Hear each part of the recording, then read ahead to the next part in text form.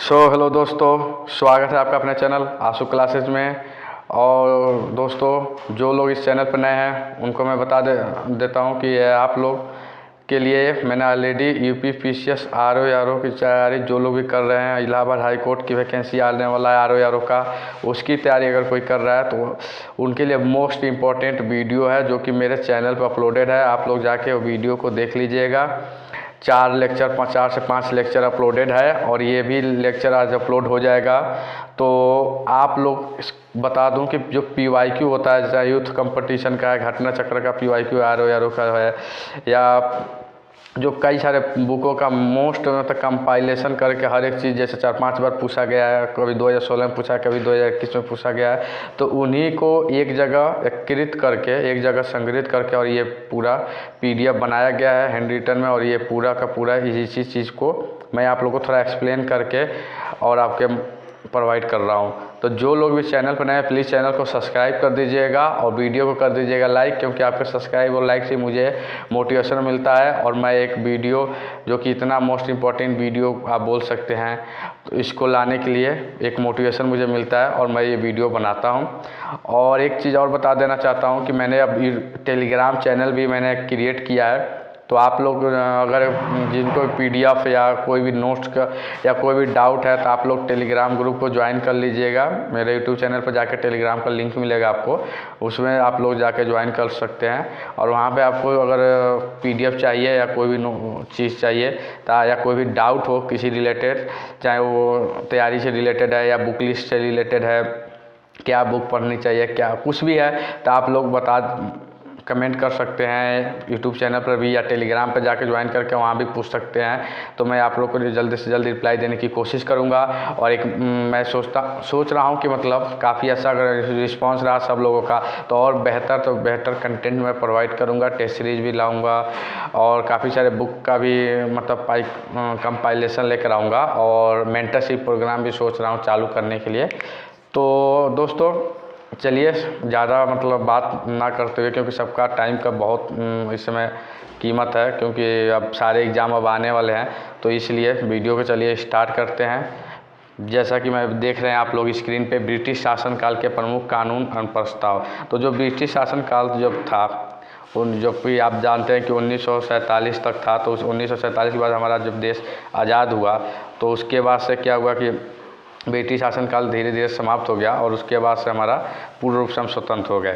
तो जब उससे पहले, जब स्वतंत्रता से पहले जो ब्रिटिश था उस समय क्या क्या कानून पारित हुए थे, किस वर्ष पारित हुए थे, और उस कानून के समय उसमें वायसराय कौन था या गवर्नर जनरल जो होता है वो कौन था, उस कानून को पारित किया गया था, अधिनियम जो पारित हो उसमें विशेष बात क्या थी, ये सब चीज़ों को इस वीडियो में कवर किया जाएगा। उसके बाद से इस वीडियो में बौद्ध की जो संगति हुआ है, जो आप सब लोग जानते हैं कि 4 बौद्ध के जो संगत हुए थे उसमें कौन अध्यक्ष है, कब हुआ था, ये सब चीज़ का भी वीडियो है। तो वीडियो को बिना स्किप किए शुरू से लास्ट तक आप लोग देखते रहिएगा। तो आप देख सकते हैं पहला है कानून नवजात कन्याओं की हत्या संबंधी कानून था। जैसे दोस्तों मैं बता दूं कि ये कानून जो था, तो कन्या जो थी ना, छोटे बच्ची, जो कन्याओं मतलब क्या होती है आप जानते ही हैं कि जो छोटे छोटे बच्चियां थी, नवजात थे, उनकी हत्या कर दिया जाता था, तो कर देते थे लोग। तो इन्हीं संबंधी एक कानून बनाया गया था जो कि 1795 ईस्वी में इसको बनाया गया। और जिस समय गवर्नर जनरल थे जॉन शोर, ठीक।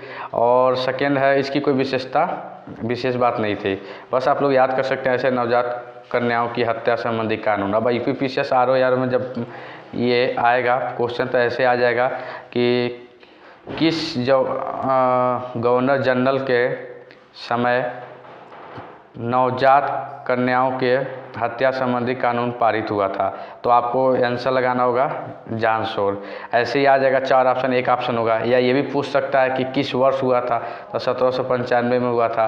तो ये चीज़ें आपको मतलब बहुत ज़्यादा इंपॉर्टेंट हो जाता है, क्योंकि फैक्ट इसे बोला जाता है।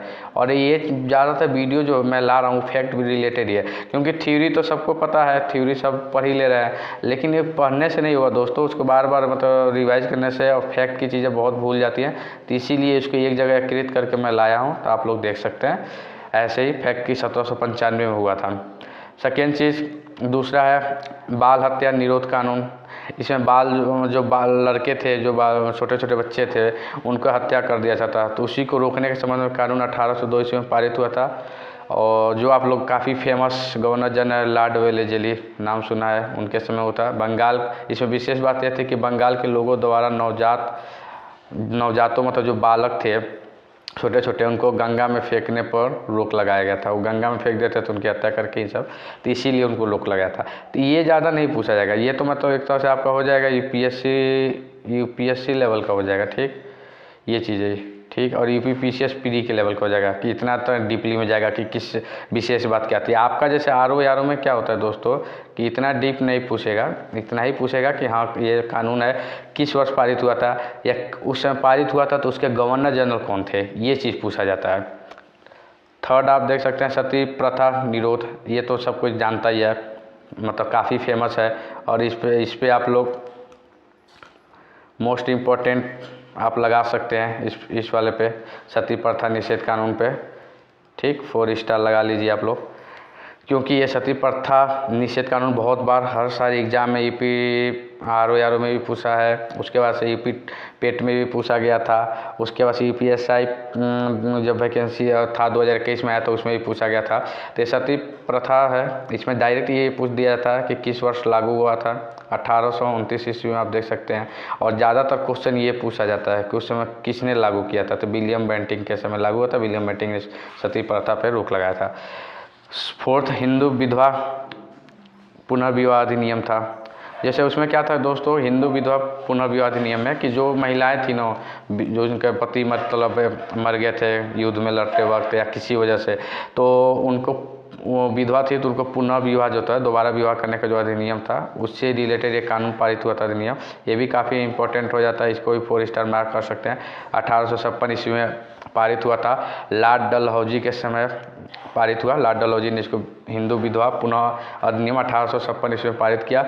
इस पे विशेष बात यह था कि विधवा विवाह को कानूनी मान्यता दिया गया था। जैसे जो विधवा महिलाएं थी उनको दोबारा विवाह कर सकती थी, तो उसी को कानूनन मान्यता मिल गया था लॉर्ड डलहौजी के समय होता। आप लोग मालूम है कि लॉर्ड डलहौजी की काफ़ी सारी और विशेषताएं हो जाती है, जैसे रेलवे लाइन का हो जाता है कि सब रेलवे का लाइन का जो हुआ था। और सबसे पहले 1853 ईस्वी में मुंबई में पूरे थाने से पूरे चली थी रेलवे, आपको मालूम होगा, तो लॉर्ड डलहौजी के समय हुआ था।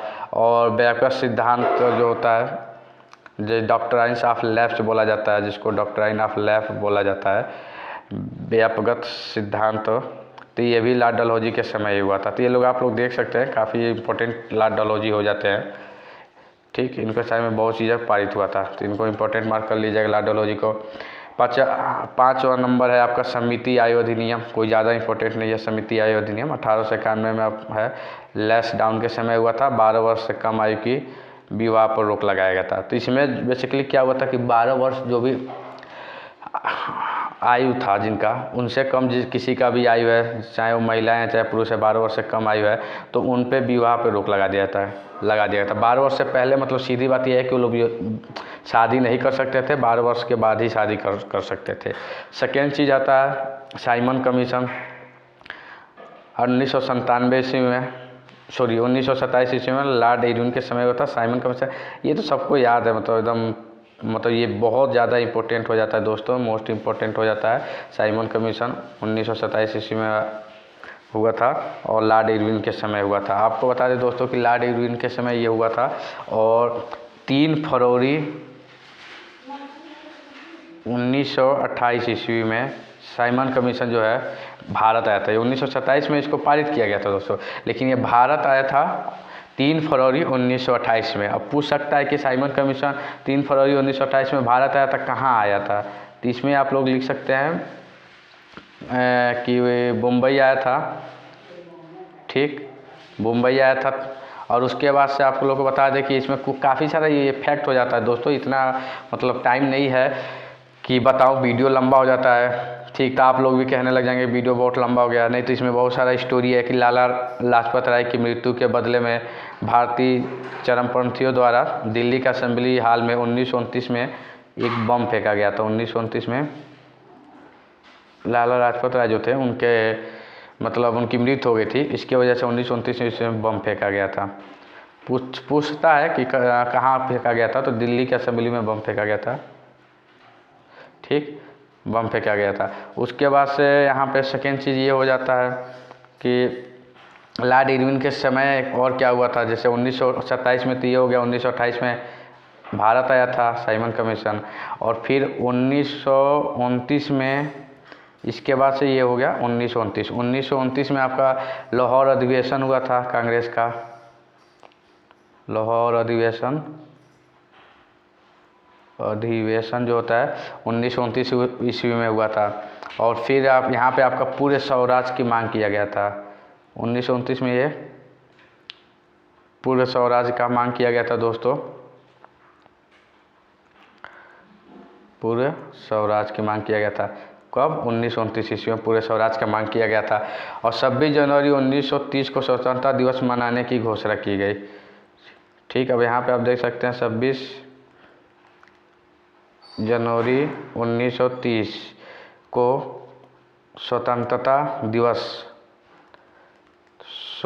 दिवस मनाने की घोषणा की गई थी। कब? 26 जनवरी 1930। और यही रीज़न है कि दोस्तों जब हमारा फाइनल जब संविधान बना होना और फिर वो हुआ, तो हम लोग का 26 जनवरी को ही गणतंत्र दिवस इसीलिए मनाया जाता है, क्योंकि यहाँ पे पहले घोषणा हो चुका था स्वतंत्र दिवस मनाने का। तो उसके बाद से सविनय अवज्ञा आंदोलन भी दोस्तों 1930 ईस्वी में आप नोट कर सकते हैं। ये 1900 यहाँ पे नीचे मैं नोट कर दे रहा हूँ। 1930 में सविनय अवज्ञा आंदोलन जो होता है 1930 ईस्वी में हुआ था। यहाँ पे नया ले लेते हैं। देखिए 1930 में एक तो क्या हुआ कि स्वतंत्रता दिवस मनाने की घोषणा की गई 26 जनवरी 1930 को, स्वतंत्रता ठीक दिवस 1930 ईस्वी में दोस्तों। फिर 1930 ईस्वी में ही आपका सविनय अवज्ञा आंदोलन हुआ था 5 मई 1930। यहाँ 5 मई 1930 ईस्वी को दोस्तों आपका सविनय अवज्ञा आंदोलन हुआ। तो ये काफ़ी सारा फैक्ट है। ठीक है दोस्तों, इतना बताने लगते हैं तो फिर वीडियो लंबा हो जाता है। उसके बाद 1929 में आपको मैं एक फॉर्मेट बना दे रहा हूँ, आप लोग याद रख लीजिएगा। ठीक, ये रहा 1927 साइमन कमीशन कब हुआ। इसके बाद से 1928 में साइमन कमीशन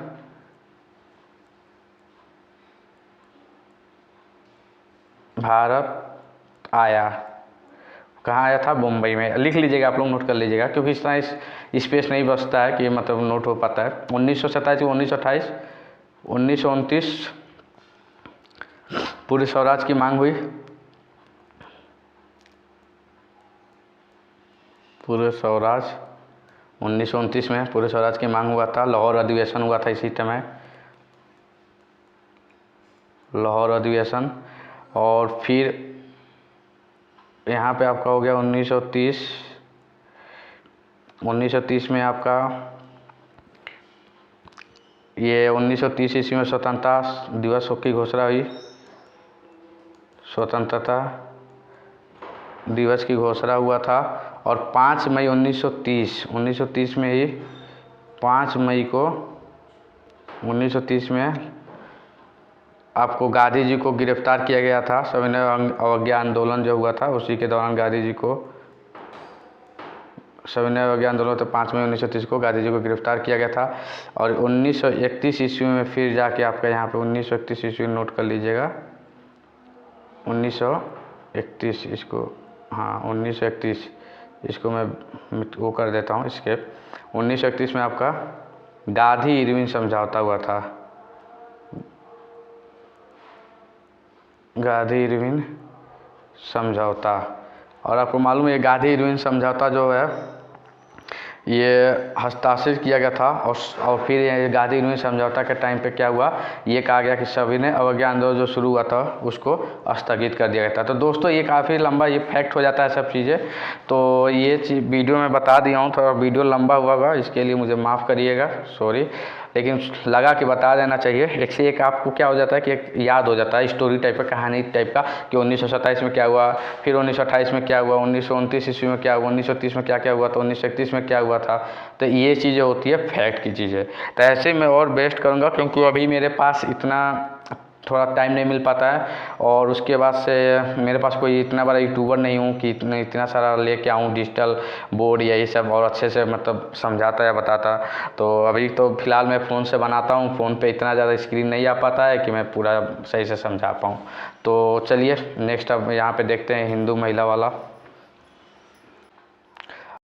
नेक्स्ट आप देख सकते हैं साइमन कमीशन हो गया था, उसके बाद से हमारा है शारदा कानून। ज़्यादा इम्पोर्टेंट नहीं है शारदा कानून। 1930 ईस्वी में लॉर्ड इरविन के समय हुआ था शारदा कानून। 1930 लॉर्ड इरविन के समय विवाह की न्यूनतम आयु जो थी उसमें बालक का 18 वर्ष कर दिया गया था, ठीक, 18 वर्ष, और बालिका का 14 वर्ष कर दिया गया था। विवाह करने का जो मतलब उम्र था, जो दोस्तों एज जो बोला जाता है, वो लड़कों के लिए 18 वर्ष था कम से कम, और लड़कियों के लिए 14 वर्ष कर दिया गया था। ये लॉर्ड इरविन ने पारित किया था, शारदा कानून के थ्रू पारित किया था, ठीक। 1930 में अभी मैंने आपको बताया ही, ठीक, कि पूरे स्वतंत्रता का मांग किया गया था। और उसके बाद से ये चीज़ें बहुत फैक्ट हो जाता है कि 1930 में पूरे स्वतंत्रता का पूरे स्वराज की मांग 1929 में हुआ। स्वतंत्रता दिवस जो होता है मनाने की घोषणा 1930 ईस्वी में स्वतंत्रता दिवस की मनाने की घोषणा हुआ था। तो ये सब चीज़ें हो जाती है फैक्ट की चीज़ें। अब आ जाता है हिंदू महिला संपत्ति कानून 1937 में ऑकलैंड ने जारी किया था। हिंदू महिलाओं को संपत्ति का अधिकार दिया गया था। इसमें क्या था, इस हिंदू महिला संपत्ति, इससे आप याद कर सकते हैं कि हिंदू महिला मतलब हिंदू महिलाओं के लिए संपत्ति का कानून का अधिकार दिया गया था 1937 ईस्वी में। तो ये दोस्तों एक फैक्ट हो जाता है, लेकिन ये दोनों चीज़ें इम्पोर्टेंट नहीं है ज़्यादा। जो इम्पोर्टेंट है वो मैंने बता दिया है आपको। नेक्स्ट अगस्त घोषणा इम्पोर्टेंट हो जाती है, अगस्त घोषणा दोस्तों, ठीक। इसको आप लोग स्टार मार्क कर लीजिए, 4 स्टार। अगस्त घोषणा 1940 ईस्वी में हुआ था। उस समय वायसराय जो थे लिंगलिथिगो थे, ठीक। इनको याद कर लीजिए अगस्त घोषणा। बस यही पूछा जाता है आर ओ में, या जैसे मैं इसके नीचे ही सब पूछा जाता है कोई भी एग्ज़ाम का। आर ओ की एग्ज़ाम जानते हैं कितना टफ एग्ज़ाम है। तो चाहे UPSI, UP police, computer operator UP police का हो गया जो, या कोई भी एग्ज़ाम का पेट के थ्रू कर रहे हैं, BDO हो गया, लेखपाल हो गया, इसमें यही पूछा जाएगा कि अगस्त घोषणा किस वर्ष हुआ था। तो आपको 1940 में हुआ था, 1941 में हुआ था, 1942 में हुआ था। तो ऐसे आपको कन्फ्यूज हो जाता है, इसलिए एकदम एग्जैक्ट याद रहेगा तो आप लगा सकते हैं 1940 में था। ऐसे पूछा किस वायसराय ने घोषणा अगस्त घोषणा को घोषित किया था या लागू किया था, लिंगलिथिगो के समय लागू हुआ था। सेकेंड आता है क्रिप्स मिशन प्रस्ताव 1942 में, ये भी लिंगलिथिगो के समय ही हुआ था। क्रिप्स मिशन प्रस्ताव 1942 ईस्वी में हुआ था। ये भी बहुत इंपॉर्टेंट हो जाता है, इसको भी आप लोग स्टार मार्क कर लीजिएगा। क्रिप्स मिशन प्रस्ताव 1940 लिंगलिथिगो के समय हुआ था। सॉरी 1942 ईस्वी में क्रिप्स मिशन हुआ था। इसमें क्या हुआ था कि क्रिप्स मिशन जो प्रस्ताव है वो दोस्तों आया था। अब इसमें आपको बता दें कि ये जो हिंदू अगस्त घोषणा जो है 1940 में लिंगलिथिगो के समय हुआ, और क्रिप्स मिशन भी 1942 में, अभी आपको बताया ही था, लिंगलिथिगो के समय हुआ था। तो ये दोनों आप स्टार मार्क कर लीजिए, मोस्ट इम्पोर्टेंट होता है। और अगस्त घोषणा जो है दोस्तों ये 8 अगस्त 1900 याद कर लीजिएगा, 8 अगस्त 1940 में अंग्रेज़ों के द्वारा लाया गया था अगस्त प्रस्ताव। लिंगलिथिगो के समय 8 अगस्त 1940 में अगस्त प्रस्ताव, अगस्त घोषणा जो है अंग्रेज़ों के द्वारा लाया गया। और मार्च 1942 में, ये क्रिप्स मिशन का मैं बता रहा हूँ, 1942 में मार्च जो होता है 1942 में क्रिप्स मिशन जो है भारत आया था। और इसमें कांग्रेस और मुस्लिम दोनों ने क्रिप्स मिशन को, कांग्रेस ने और जो मुस्लिम दल था दोनों ने क्रिप्स मिशन को अस्वीकार कर लिया, मतलब स्वीकार नहीं किया उसको। तो ये क्रिप्स मिशन जो है वो वार्तावार के तौर पे जवाहरलाल नेहरू और क्या बोलते हैं मौलाना आज़ाद जो हैं उनके द्वारा वार्तावार हुआ था। और इसको कांग्रेस और मुस्लिम लोग ने दोनों ग्रुप ने इसको अस्वीकार कर दिया था। और फिर 9 अगस्त 1942, यहाँ पे मैं लिख दे रहा हूँ शारदा कानून के नीचे, 9 अगस्त 1942 में भारत छोड़ो आंदोलन प्रारंभ हुआ था। 9 अगस्त 1942 में याद कर लीजिएगा, 9 अगस्त 1942 में भारत छोड़ो आंदोलन शुरू हुआ था, प्रारंभ हुआ था 9 अगस्त 1942 में। भारत छोड़ो आंदोलन 9 अगस्त 1942 में प्रारंभ हुआ। तो ये चीज़ें आप लोग नोट करते जाइएगा दोस्तों। जैसे मैं बता रहा हूँ तो ये लोग आप लोग एक नोट लेके एक कॉपी और पेन लेके बैठा करिए और ये चीज़ें आप लोग लिखा करिए कि 9 अगस्त 1942 में भारत छोड़ो आंदोलन प्रारंभ हुआ। और भारत छोड़ो आंदोलन को क्या बोला जाता है, यहाँ पर नोट कर लीजिए। भारत छोड़ो आंदोलन है, इसको अगस्त क्रांति भी बोलते हैं, क्योंकि अगस्त में हुआ था तो इसको अगस्त क्रांति भी बोला जाता है दोस्तों, अगस्त क्रांति। ठीक, तो मेरी बातों को थोड़ा आप लोग ध्यान से सुना करिएगा, क्योंकि लिखने का जो है स्पेस कम है तो सही से लिखा नहीं पा रहा है। तो 9 अगस्त 1942 में भारत छोड़ो आंदोलन शुरू हुआ और भारत छोड़ो आंदोलन को चूँकि अगस्त में हुआ था तो इसको अगस्त क्रांति के नाम से भी जाना जाता है, पूछ सकता है एग्जाम में। नेक्स्ट आपका है वेवल प्रस्ताव। वेवल प्रस्ताव 1945 में वेवल के द्वारा जारी किया था। ये इजी हो जाता है बहुत ज़्यादा, क्योंकि वेवल प्रस्ताव है और उस समय किसके द्वारा जारी किया, वेवल वायसराय थे, उन्हीं के द्वारा हुआ था 1945। Cabinet mission most important 5 star marks कर लीजिए कैबिनेट मिशन योजना को, ये भी वेवल के टाइम पे हुआ था। कैबिनेट मिशन योजना 1946 ईस्वी में वेवल के टाइम हुआ था, बहुत ज़्यादा इंपॉर्टेंट होता है, ये शायद सबको याद होगा। कैबिनेट मिशन योजना 1946 वेवल के टाइम। अब आपको बता दें कि कैबिनेट मिशन जो होता है 1946 ईस्वी में भारत आया था और इस मिशन में जो थे सदस्य जो थे आपको याद कर दे, 3 सदस्य थे। पहले थे आपके स्टैफोर्ड क्रिप्स थे, दूसरे जो थे पैथिक लॉरेंस थे और ए.बी. अलेक्जेंडर थे। ये आपको बता दें बहुत ज़्यादा इंपॉर्टेंट हो जाता है। पहले जो है वो आपको बता दें स्टैफोर्ड क्रिप्स, क्रिप्स के नाम से याद रख लीजिएगा, क्रिप्स, स्टैफोर्ड क्रिप्स है। ठीक, स्टैफोर्ड क्रिप्स बोला जाता है। दूसरे पैथिक लॉरेंस थे, लॉरेंस लिख दे रहा हूँ, पैथिक लॉरेंस, क्योंकि स्पेस नहीं है तो इसीलिए मैं लॉरेंस लिख रहा हूँ, पैथिक लॉरेंस आप लिख लीजिएगा। मेरे बातों को थोड़ा समझिएगा और बातों पे ध्यान दीजिएगा। और थर्ड जो है ए.बी. अलेक्जेंडर है, अलेक्जेंडर। ठीक, ए.बी. अलेक्जेंडर। तो अभी जैसे पेट में ही पूछा गया था कि कैबिनेट मिशन में जो हुआ था उसके सदस्य कौन कौन सदस्य थे, तो ए.बी. अलेक्जेंडर है, पैथिक लॉरेंस है, स्टैफोर्ड क्रिप्स हैं। तो इसमें 4 ऑप्शन दिया गया था। और ये पूछा गया था कैबिनेट मिशन के योजना में कौन कौन अध्यक्ष, इसमें से कौन अध्यक्ष नहीं है, तो तीनों का नाम दिया गया था, एक और नाम दिया गया था। और ये 3 लोग तो है, क्रिप्स मिशन है, स्टैफोर्ड लॉरेंस भी, ए.बी. अलेक्जेंडर, और एक और नाम दे दिया गया था, वो नहीं थे। तो इसलिए दोस्तों ऐसे ही क्वेश्चन बनता है और ये भी बन जाता कि कब आया था भारत, तो 1946 ईस्वी में आया था। उसमें प्रधानमंत्री जो थी वो थे, क्या नाम है, हाँ, उसमें ब्रिटेन के प्रधानमंत्री थे क्लाइमेट एटली थे दोस्तों।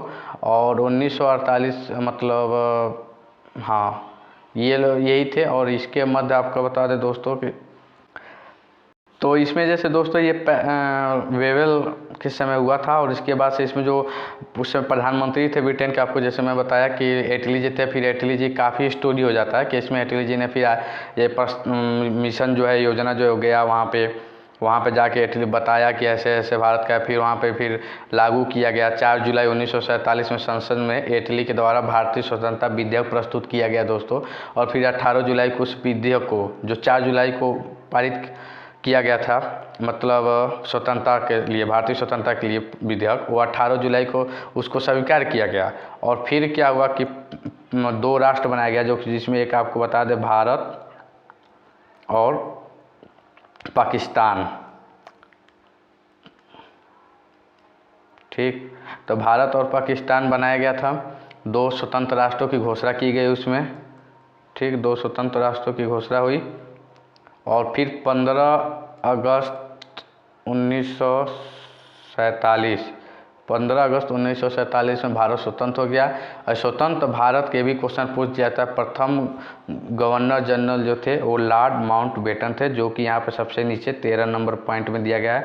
माउंटबेटन योजना जो है 1947 में, माउंटबेटन योजना 1947 में आपका बेटन के थ्रू हुआ था। तो दोस्तों मैं यहाँ पे था, अभी थोड़ा सा इशू हो गया था इसलिए मुझे दोबारा ये देख सकते हैं आप। माउंटबेटन योजना जो 1947 में हुआ था, मोस्ट इम्पॉर्टेंट हो जाता है। माउंटबेटन जो थे गवर्नर जनरल, उनके थ्रू हुआ था। भारत का विभाजन हुआ था इस समय, इसका विषय भारत का विभाजन था और इसी के टाइम हुआ था। और सेकेंड चीज़ आपको बता दें कि लॉर्ड माउंटबेटन के समय ही स्वतंत्र भारत जो हुआ था ना, उसके पूछा जाता है क्वेश्चन कि पहले गवर्नर जनरल कौन थे स्वतंत्र भारत के, तो लॉर्ड माउंटबेटन ही थे, यही थे। अब नेक्स्ट पेज हम स्टार्ट करते हैं दोस्तों। अभी एक बार मैं इसको रिवीजन करा दे रहा हूँ आपको। यहाँ पर आप देख सकते हैं कानून हो गया, इसमें सती प्रथा निषेध कानून इंपॉर्टेंट हो जाता है। 1829 ईस्वी में विलियम बेंटिक के टाइम होता है। हिंदू विधवा पुनर्अधिनियम 1856 में लॉर्ड डलहौजी के समय हुआ था। और फिर साइमन कमीशन 1927 ईस्वी में आपका लॉर्ड इरविन के समय हुआ था, मोस्ट इम्पोर्टेंट हो जाता है। फिर अगस्त घोषणा 1940 में लिंगलिथो के समय होता है। क्रिप्स मिशन प्रस्ताव 1942 में लिथुगो के समय होता है। वेबल प्रस्ताव इंपॉर्टेंट है 1945 में वेबल के समय होता है। कैबिनेट मिशन योजना 1946 में वेबल के समय हुआ था। और माउंटबेटन योजना 1947 में माउंटबेटन योजना जो होती है 1947 में लॉर्ड माउंटबेटन के समय होता है। और यही जो थे वो स्वतंत्र भारत के पहले गवर्नर जनरल जो थे, यही थे गवर्नर जनरल। कौन था? माउंटबेटन। अब नेक्स्ट पेज हम देख सकते हैं यहाँ पे जो थे बौद्ध सभाएं। तो ये हम प्राचीन इतिहास का जो टॉपिक है बुद्ध जी का, जिसमें बौद्ध और जैन काफ़ी इंपॉर्टेंट हो जाता है। हर एग्जाम में 1-2 क्वेश्चन आ ही जाता है, तो इसीलिए इम्पोर्टेंट है। तो मैंने मेन चीज़ यही दोस्तों कि आपका टाइम वेस्ट नहीं करना है। जो जो इंपॉर्टेंट चीज़ उसी को डाला जाएगा, उसी की वीडियो आएगी और अन्यथा नहीं आएगी जो मोस्ट इंपॉर्टेंट है। तो जैसे बौद्ध सभा बहुत इंपॉर्टेंट हो जाता है। तो चलिए स्टार्ट करते हैं। बौद्ध सभा में पहला है, आप देख सकते हैं यहाँ पे प्रथम बौद्ध संगति समय जो था 483 BC। 483 BC मतलब हिंदी में हो जाता है ईसा पूर्व। ठीक, तो प्रथम बौद्ध संगति 483 ईस्वी में, ईसा पूर्व मतलब BC मतलब 483 ईसा पूर्व में हुआ था। और ईसा पूर्व मतलब ये बोला जाता है कि जो ईसाई जन्म होता है उनसे पहले की जो है उसको माना जाता है ईसा पूर्व, उसके बाद वाले को ईस्वी माना जाता है। ठीक, तो राजगृह स्थान था राजगृह। और उसके बाद अध्यक्ष थे महाकश्यप। शासनकाल था अजातशत्रु का। तो जो प्रथम बौद्ध संगति हुई थी तो उस समय पूछा जाता है क्वेश्चन, ऐसे पूछा किस समय हुआ था, तो 483 हो जाता है। किस जगह हुआ था प्रथम बौद्ध संगति, तो राजगृह आप लगा सकते हैं। अध्यक्ष पूछ लिया जाता है, ज़्यादातर शासनकाल भी पूछा जाता है, वो है अजातशत्रु। तो इसका ट्रिक होता है अक। हिंदी में आप लोग अक लगा सकते हैं या एक कर सकते हैं। ए से अजातशत्रु, के से काला अशोक हो गया, मतलब क से काला अशोक हो गया। फिर ए से आपका या अ से आपका अशोक हो गया और ये क से कनिष्क हो गया। तो ऐसे आप लोग एक ट्रिक होता है लगाने का, याद करने का, एक के और हिंदी में अक लगा सकते हैं। द्वितीय बौद्ध संगति, इसे 100 माइनस कर दीजिए दोस्तों, ये ट्रिक है याद करने का। 483 ईसा पूर्व था, इसमें से 100 माइनस करेंगे 100, तो 383 ईसा पूर्व में द्वितीय बौद्ध संगति हुआ था, जो कि वैशाली नामक जगह पे हुआ था। वैशाली आपका बिहार में है, राजगृह भी बिहारी में है, तो ये बिहार में हो जाता है। ठीक, और उसके बाद से सुबा कामी जो थी अध्यक्ष थे और शासनकाल काला अशोक का था। द्वितीय बौद्ध संगति 255 ईसा पूर्व में हुआ था। द्वितीय बौद्ध संगति 255 ईसा पूर्व में हुआ था। स्थान पाटलिपुत्र में हुआ था। मोगली पुत्र 30 अध्यक्ष थे और अशोक के शासनकाल में हुआ था। आपको बता दें कि दोस्तों कि ये ऐसे डायरेक्टली क्वेश्चन आते हैं, इससे आपको और कुछ नहीं करना है, बस डायरेक्ट इसे ही क्वेश्चन आ जाता है कि कौन सी सभा किस समय होता है, उसमें अध्यक्ष कौन थे, किसके राजा कौन था, शासन मतलब काल किसका था, अशोक का था या कनिष्क का था। ऐसे चतुर्थ बौद्ध संगति जो कि ईस्वी के प्रथम शताब्दी में हुआ था। कुंडलवन जो कि कश्मीर में है, कुंडलवन कश्मीर में है। ठीक, कश्मीर का जगह है, कुंडलवन कश्मीर में हुआ था। अध्यक्ष वसुमित्र थे और उपाध्यक्ष अश्वघोष थे। तो अध्यक्ष वसुमित्र, अश्वघोष जो होता है उपाध्यक्ष। अश्वघोष का आपको बता दें कि पुस्तक होता है बुद्ध चरित्र, इन्हीं की पुस्तक है। अश्वघोष की बुद्ध चरित्र इनके पुस्तक है और कनिष्क के शासनकाल में हुआ था। चौथी, यहाँ से चौथी बौद्ध संगति के बाद से बौद्ध धर्म जो होती है 2 में बट जाता है। पहला है हीनयान और दूसरा है महायान। तो यहाँ से जो थी बौद्ध जो संगति थी वो 2 टुकड़ों में बच जाता है, एक तो हो जाता है महायान और एक होता है हीनयान के में बढ़ जाता है दोस्तों। तो इसमें ये रहा। और उसके बाद से नेक्स्ट है बाबर द्वारा लड़े गए कुछ प्रमुख युद्ध जो थे, जिसमें आप देख सकते हैं पहला युद्ध है पानीपत का युद्ध। 1526 ईस्वी में हुआ था। और पानीपत का प्रथम युद्ध, ये सारे बहुत इंपॉर्टेंट है, डायरेक्ट फैक्ट पूछा जाता है कि पानीपत का युद्ध कब हुआ था। 1526 ईस्वी में हुआ था। इब्राहिम लोदी और बाबर के बीच में हुआ था, ये भी पूछा जाता है किसके वर्ष में किसके बीच में हुआ था। इब्राहिम लोदी और बाबर के बीच में हुआ था। और कौन विजयी हुआ, तो बाबर जीत गया इसमें। खानवा का युद्ध 1527 ईस्वी में हुआ था, राणा संगा एवं बाबर के बीच में हुआ था, बाबर विजयी हुआ। चंदेरी का युद्ध 1528 में हुआ था, मेदिनी राय एवं बाबर के बीच में हुआ था, बाबर विजय हुआ था। इससे आप देख सकते हैं कि सब में बाबर ही विजय हुआ है, जितने बाबर का युद्ध हुआ था।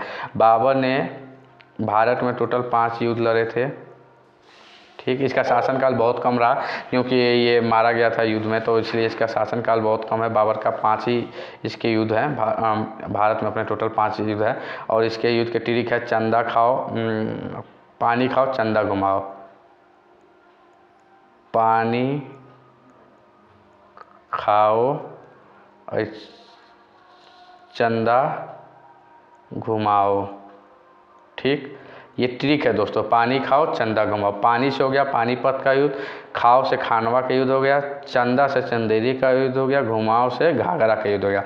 तो आपको बस एक ट्रिक याद कर लेना, पानी खाओ चंदा घुमाओ। पानी का एक पहला ईयर्स याद कर लीजिएगा, बाबर का 1526 ईस्वी, ये है 1526 ईस्वी में पानीपत का युद्ध। उसके बाद से एक एक इंक्रीज करते जाइएगा, मतलब 1526 में एक जोड़ेंगे, 1527 में खानवा का युद्ध, 1528 में चंदारी का युद्ध हो गया, 1529 में घाघरा का युद्ध हो गया। तो घाघरा का युद्ध यहाँ पर नीचे देख सकते हैं 1529 में हुआ था। अफगान वर्सेस बाबर के बीच में हुआ था, जो अफगान शासक थे उनके और बाबर शासक बीच में हुआ था, बाबर इसमें विजय हुआ। तो दोस्तों इसमें आपको मैं एक ट्रिक जो बताया था लास्ट एक बार और बता जाता हूँ, पानी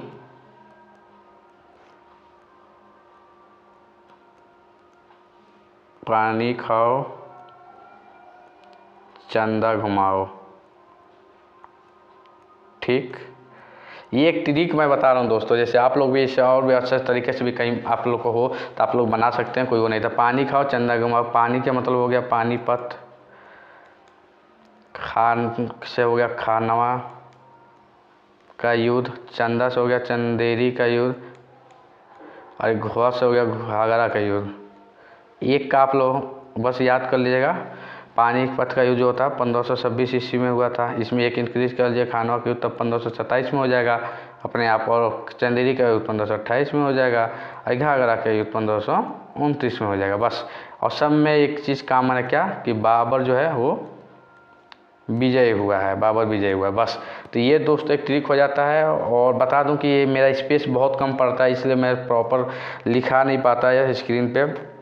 और अगर आपका सब्सक्राइब और आपका मतलब प्यार और आप लोग वीडियो को लाइक और सब्सक्राइब करते हैं, शेयर करते हैं, तो ज़्यादा सब्सक्राइब होगा तो मैं और अच्छे से इसको और देखूंगा, तो डिजिटल बोर्ड लाऊंगा और अच्छे से इसमें इम्प्रूव करूंगा और अच्छे से आपको कंटेंट दूंगा, बढ़िया से बढ़िया कंटेंट जो था अभी भी दे रहा हूँ, बेस्ट दे रहा हूँ अपना दोस्तों। लेकिन ये है कि और भी लोगों को मैं रख के और बढ़िया से कंटेंट, खुद अभी मैं सब कुछ अकेले ही करता हूँ, वीडियो बनाता हूँ, लिखना, एडिटिंग करना, सब चीज़ मैं अकेले करता हूँ दोस्तों, कोई भी और नहीं है अदर। अगर मेरे पास सपोर्ट आप लोग का रहा, भाई बहनों का, तो आप लोग का, तो जल्दी से जल्दी मेरे सब्सक्राइबर इंक्रीज होंगे और वीडियो अच्छे से अच्छे वीडियो पे लाइक होगा तो कुछ इनकम होगा, तो मैं डिजिटल बोर्ड खरीद लूँगा या कुछ और अच्छे लोगों को हायर करके, और फिर क्या करूँगा कि कोई एडिटिंग के लिए रख लूँगा, किसी को राइटिंग के लिए रख दूँगा, और कंटेंट और बेस्ट से बेस्ट प्रोवाइड करूँगा। टेस्ट सीरीज हो गया, हर एक चीज़, मेंटरशिप प्रोग्राम बहुत बड़ा सोचा हूँ। बस आप लोग प्लीज़ मेरे को सपोर्ट करिए, अपना प्यार और सपोर्ट बनाए रखिए मेरे चैनल पे, और वीडियो को कर दीजिएगा लाइक। थोड़ा भी इन्फॉर्मेशन लगा हो, थोड़ा भी इन्फॉर्मेटिव लगा हो तो वीडियो को लाइक कर दीजिएगा। अपने दोस्तों को जो भी कम्पिटिटिव एग्जाम की तैयारी करते हैं उनको शेयर करिएगा, और सब्सक्राइब करना ना भूलिएगा। मिलते हैं नेक्स्ट वीडियो में। और दोस्तों इस चीज़ के लिए सॉरी कहूँगा क्योंकि वीडियो आज काफ़ी लंबा हो गया, 33 मिनट का, लगभग 34 मिनट का वीडियो होने जा रहा है। काफ़ी समझाने की वजह से वीडियो लंबा हो गया है, और बीच में थोड़ा बहुत ग्लिचिंग प्रॉब्लम भी आ गई है जिसकी वजह से लंबा हो गया था, तो इसके लिए माफ़ी चाहता हूँ। चलिए मिलते हैं नेक्स्ट वीडियो में, तब तक के लिए थैंक यू सो।